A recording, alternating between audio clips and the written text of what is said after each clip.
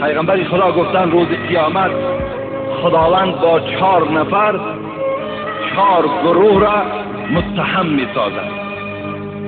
4 نفر 4 شخصیت و 4 پیغمبر 4 گروه را خداوند متهم می سازد، زبان کوتاه می گرداند. علی الاغنیا به سلیمان علیه السلام، بایها را راست می کند، بایهایی که در دنیا نماز نخواندند و دولت و سولتشان سبب شد و اونها را نگذاشت که اونها نماز خدا را بخوانند، اینها را راست میکرد. از خداوند میپرسید چرا نماز نخواندی؟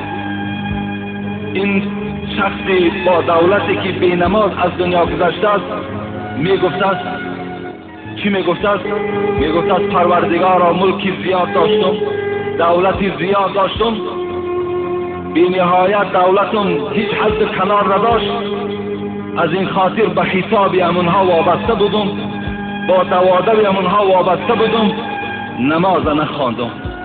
پروردگار حضرت سلیمان میخیزاند، میگوید ای شخصیت، ای کور، ای ابله، تو مثل حضرت سلیمان مال داشتی؟